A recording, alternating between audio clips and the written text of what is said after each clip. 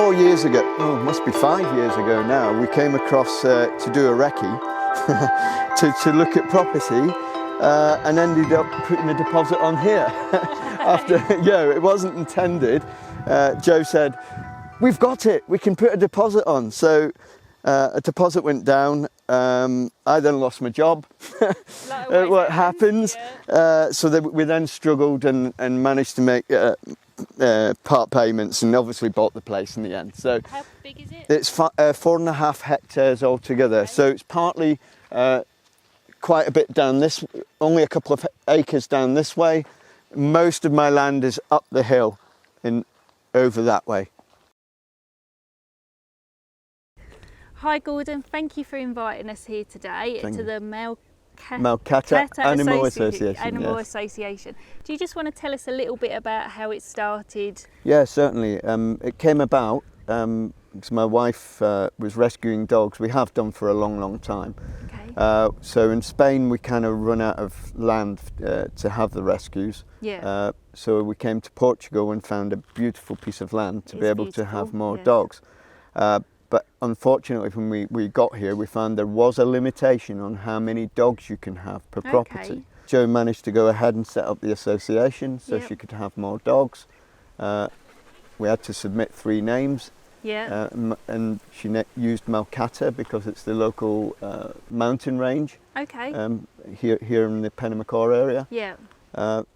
So that's how it became Malcata Animal Association. That's what was chosen by the Portuguese judiciary. And how long has it been legal now? Unfortunately, after my wife was killed in the accident, I had to pick up the pieces of the association had actually been put together, so it'd been formed. Yes. But not completely legalised financially or administratively with the local government offices. I've managed to do most of that. We now have a Malcata account. We now have the association linked to the finances. The only other thing I've got to do is kind of get the physical side of it made good. We've been going now for about a year. Okay, yeah. Yeah, officially. Yes. Officially. Okay, and you were saying unfortunately your wife died in a car accident She did. about a year ago as well. Yeah. So it started off mainly her passion.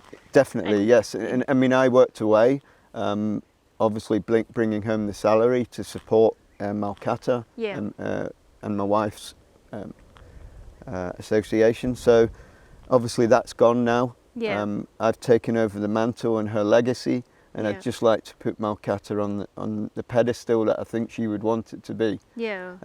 So yeah, it's been difficult. I won't say it hasn't. Sure. We now have about I think 26 dogs that have been rescued in Portugal. We brought some from Spain. Okay. They're permanent residents. Okay. So family. Kind of family, and I don't think I'd like to move them on after. I mean, they were part of Joe, so I'd just like to keep them and see them out here. So I think they'll enjoy that. Yeah. And why Portugal and not Spain? Why did you think we need to move to Portugal? We found it very difficult to find somewhere in Spain with the amount of land to get set up. Yeah. We found every time we went to find a quinta or farm in Spain, it was so many different people, it was all segregated and really difficult to buy. Yeah. Whilst I was at work and browsing, as you do, I found the Pure Portugal site, which was fantastic. Okay, And that's where we found the property.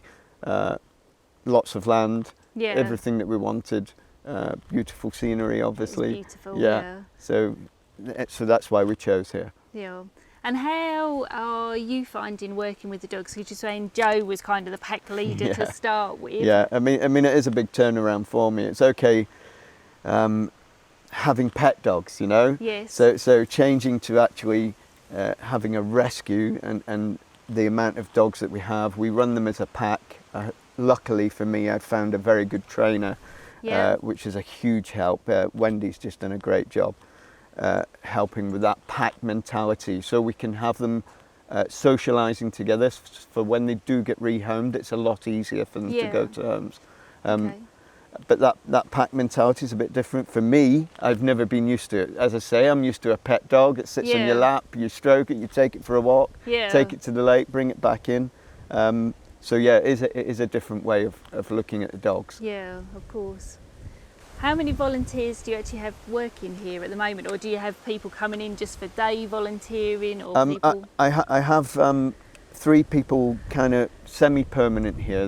They come and go. You know, they still got to go back to the UK to do their stuff. So, but they're more permanent than not. Okay. But I do have walk-in volunteers. Yeah. They come down and walk all the dogs.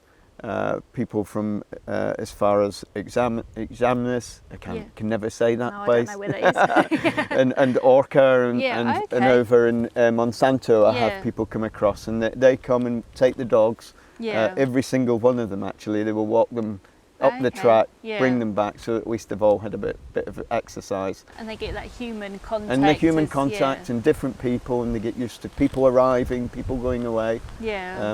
And it's good for them. It's nice when you come here, because it's quite a calm environment. You know, if you go to the dog pound, it's like a very kind of heightened. Yeah. Whereas here, your dogs are quite. Well, we do try calm. to enforce that it's calm, and try to when we do have visitors to say try not to make eye contact. Please try to ignore them, and it's not because we don't love them. It's just that's the way it works with the pack, and it does work. And if you take the excitement away, then they just remain calm, and then they'll get to know you in their own time with their nose, and then you'll be fine. And it's nice then if you're a family and you want to take a dog, you get to see the dog better than in that very heightened the kennels, which can be quite difficult. So how many dogs have you rescued altogether? So from kind of day dot to now, how many's that? Well, I'd hate to think, because we did it in the UK, we did it in Spain, we did it. So we've probably rescued for about 30 years. So yeah, so it's a lot of dogs that we've had here, there and everywhere, because we had a farm up in the top of Scotland, we had the dogs there, we took in waifs and strays there, so as you do, including people. But no, we've done a lot of rescuing. So we also had all sorts of animals, so you know, a lot of cats, a lot of goats, sheep, you know, so we brought everything in at one point, but then the weather beat us up there. Joe got very ill. And we had to come, in Scotland, so we decided to move to a warmer climate for Joe's illness more than anything, which brought her on brilliantly. So she was managing to lift bags of feed and everything else. So, no, it was good. Yeah, cold in Scotland. Yes, though, isn't it? Cold and wet. So do you work with other rescue centres in the area? Yes, we do. We have a brilliant link up with Muda in Idanyanova. Great bunch of girls there, Ines, Jenny, to name a few, Hernan, Miguel. They've just been fantastically supportive. Just recently we did a joint effort in Beccarenza at the river beach there to rescue 5 pups that had been they're from abandoned females that are there anyway, and also Ape, who we use as our vet, and they're an actual association as well in Castello. So yes, we've linked up with them. They're very supportive. They'll put up any dogs that we need to rehome if we want, get the photographs to them, and then they'll put them up on their website. So it's very helpful. And I suppose having people that speak fluent Portuguese supporting very you helpful. Because that's difficult. Yes, I quite often shout, yes, I need help. You know. Do you have? Are you able to adopt dogs to other countries? So maybe to England? Yeah, we are. With I mean, at a cost, of course, to the people who want them. But we just rehomed three Podenco pups to the UK, 2 to Edinburgh, 1 to Weston-super-Mare. Rough costs are between £300 and £400 to do that. So it is quite expensive, but. They're lovely dogs, so we do a lot with them. Everybody's been happy with the dogs they receive, so that's nice feedback for us. So what are your future plans for the association? Kind of where do you see it? Just like it to be up there as the rescue for the region, and possibly interlock with the other associations so that we can possibly get a sterilisation program going, so that we don't have so many dogs on the streets. we need to do a bit more fundraising just to get, just to improve the place really, and try to get more professional. Because it's been quite a difficult year. Of course, trying to get everything put together, and deal with everything that went on, and then deal with the dogs as well, and you know, vet runs, injuries, I mean, vets illnesses. must be very expensive. It is. We also we vaccinate, sterilise, and chip most of the rescued dogs we have. I won't say all, because we in the past people have seen the pup and come and they've agreed to vaccinate, sterilise, so we don't have to do that process. But the majority of the time I will get them vaccinated straight away, because I'm very worried about things like parvovirus, of course, coccidiosis. So we try to get that done as soon as possible, and then not only are they safe, our other dogs are safe, more importantly. The pack. And you were saying earlier about you're spending a lot of time fetching and carrying water, because you don't have flowing water on the land at the minute. So one of your projects is to try and get a borehole, hopefully. It is. My daughter, who's obviously tied in with doing the website and everything, that should be up and running hopefully in the future. We just need to get more content of the dogs that need rehoming at the moment. I believe she's put up a Just Giving page possibly. I haven't checked yet, I haven't confirmed it. It needs to be approved, I think, those are the words. But yes, we desperately need a borehole. I just don't have the funds for it. It's quite expensive, and I'm spending a lot of money driving back and forward to Lagwash to get water for the dogs, especially with the heat at the moment. It's been very hot, they're drinking so much water. I mean, I do have the IBCs that I had filled with rain catching water, and it's just not enough. They're just drinking too much. They are. Well, if they had a pub, they might be able to go down there. Exactly. Give them a pint instead. So, how do you think people watching could support you? I mean, what do you need? I mean, obviously there's fundraising and things like that, but maybe food, and I think we have been receiving. We receive monthly from a couple of people food donations, which is really fantastic and helps us out there. Obviously. Dog food, dog food. Sorry, not for me, no. So dog food. We get bits and bobs, collars and leads and anything like that. Like bedding, material, bedding, blankets. Blankets for the winter is very, very needy, because they go through so much with the dirt and the grime in the winter. So a lot of the time we can't really get them washed. Laundry, it's difficult to do. I haven't got the water and machines on hand, so it's normally in a bucket, and that's just it's hard work. So any laundry, any blankets we get is really good. Obviously we can accept money now through. You've got an official bank account. I have got an official bank account, and anybody that needs the details for that to make up, an electronic transfer or whatever, we can give that privately. But I also have the PayPal email, adoption@malcataaanimals.org, which hopefully we'll put a link for that. It's perfect. But and any volunteers, we're open for anybody to come and walk the dogs. So they just need to find you on Facebook and offer to come and walk the dogs or play. We have the Malcata page, they can find us on there on Facebook, Malcata Animal Association. Private message me, or if I don't pick it up, my daughter picks it up and nudges me and says, "Dad, there's a message for you." But volunteers, no problem. We're well open. People can come and experience it. Bring the children, or we have a lake up the road if you want to go for a really long walk. The dogs can go for a swim, etc. Nice in this weather. Definitely nice to go for a dip. Oh, well, thank you for allowing us to come and see today. It's lovely coming here. Thank you for coming. I mean, this is like our third time we've been, so I enjoy coming. I'll probably come back and swim with the dogs at some point.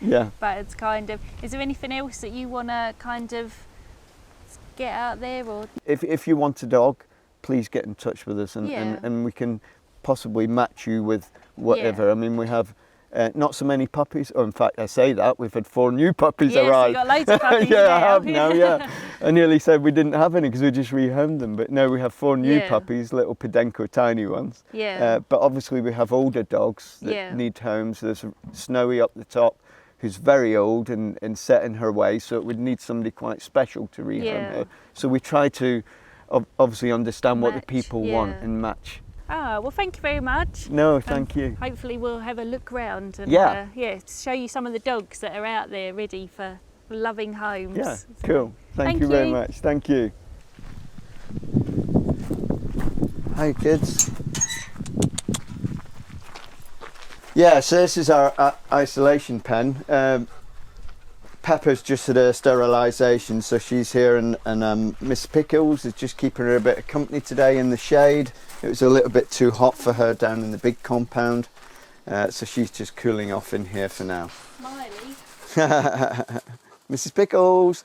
So either of these going to be adopted? Or? Hopefully the Pepper and Pippa are sisters down in the big compound, have home to go to, but I'm still, they have to have their stitches removed first, and then the people will hopefully be ready to take them. You're so smiley.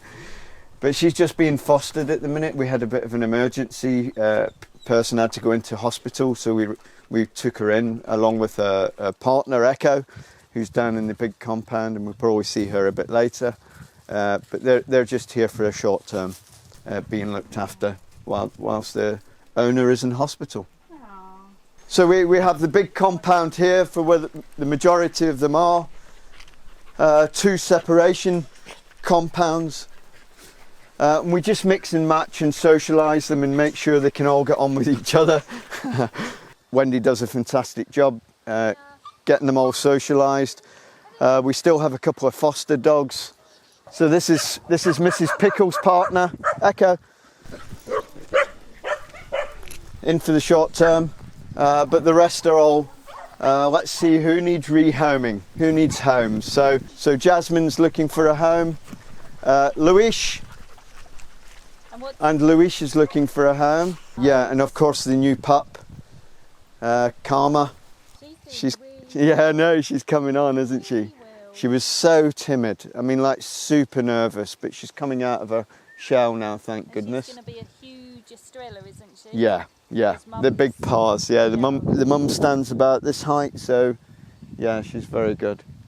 Yeah, so we decided, we kind of ran out of room here, and we've gone on to have another compound, so we're struggling a bit to get it finished. If any volunteers can help us get it finished, we need some kennels building within the compound. So similar to we have had one done in Cobb. I'm not really bothered what it's made in, but any sort of kennel would help. And we need 1, 2, 3 building to finish it up there. This is the second part of the area of the land that I've built the compound on. As you'll see, there's still a lot of material lying around because we never got it finished. It took a lot longer than I thought, so I kind of run out of budget. Yeah, I could just do with it being finished, really. Well, either cash flow or helping hands or donated work, or I don't know. But it's all secure now. All the fencing is secure. I managed to get that done the other week. That was through a reference from a friend who had a friend, etc. Okay. And he came and finished all the cementing. So he's done a really good job. So I've got 3 separate compounds. The first kennel was being built with with clay, which is partly finished. Obviously, it's just timing and money again. Yeah. You just run out of everything. So that's got to be finished. In fact, my friends Paul and Sam, who are volunteers here, they're going to finish and put the roof on. So that's planned for them to finish that. Yeah. Obviously, I've got 1 missing in here, and 2 missing here. You know, 1 in the front and 1 in the back would be nice. It's been spoken about that possibly we could have a straw bale one in here, just thinking a bit more eco and using the materials. Oh, thank you very much for having us today. It's been lovely to spend time with the dogs. Yeah. So it's and we'll be back soon to do some volunteering for you. Thank you very much. More than welcome. Oh yeah, just one other thing. Yeah. if anybody has an emergency, you know, a hospital emergency, we will foster their dog to look after them. We have a couple of fosters here already for people that had to be rushed into hospital. Okay, that's good to know. So obviously we're looking after their animal temporary. They supply their own food, etc. But we will look after them just to make sure those people have the right support in place for whilst they're away in hospital. But no, thank you very much for coming. It's been a lovely day. Well, coming back. Cool. Yeah, you're coming back. Thanks very much. See you soon. See you soon. Okay, cheers, Ken. Thanks very much.